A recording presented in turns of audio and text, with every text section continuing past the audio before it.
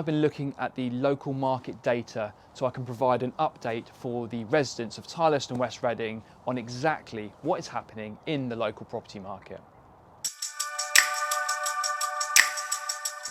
Firstly, all of our property videos, top tips and advice go directly on our social media pages. So if you're local to the area and aren't following us, please do so.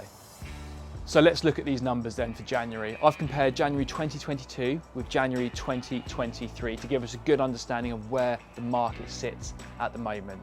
We'll start with new listings. Last year there were 113 new listings across RG30 and RG31. However, this year we're up to 116. Very similar, but a slight increase nonetheless. Sales numbers though tell a very different story.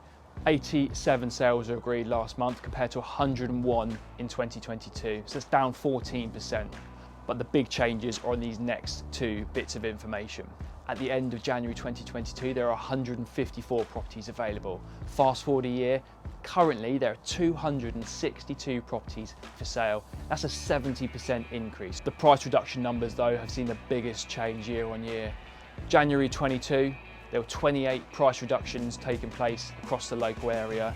This year, 77, an increase of 275%. What do the numbers actually mean though? Well, listings are very similar, as we've said, sales slightly down, evident with the current market. But looking at those big changes, 70% more properties currently available. That means there's more competition for those great buyers that are out there at the moment, but also properties are taking longer to sell. Those price reduction numbers are really the biggest thing I want to focus on. Nearly triple the amount of reductions can only mean two things. The first is estate agents are still overvaluing properties in the local area. And secondly, sellers' expectations may still be too high if they're comparing their current property value with what it may have been 6 to 12 months ago. But what advice can I give you to help with this situation? The first is making sure you correctly price. Before you invite estate agents to come and see your home, do your own research, whether that be via the web portals or the online price calculators. I'll put a link in the description for our one. Make sure you know roughly what your house is worth. Second bit of advice, don't always go with the highest valuation. A lot of estate agents do overvalue big promises to win business. It's not always the best course of action for you and your situation. Third and final bit of advice is make sure your house stands out above the competition.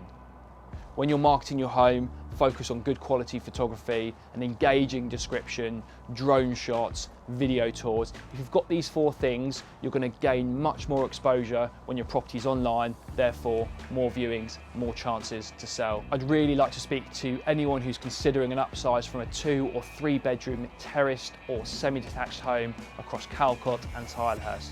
Lauren and I have a number of buyers specifically looking for types of properties like this. As always, if you'd like any further advice on your home or the property market in general, we'd love to hear from you. You can reach out to us by dropping us a DM, you can send me a WhatsApp message or give me a call on the number below. Make sure you keep an eye out for February's market update next month, and please do follow us if you haven't done so already.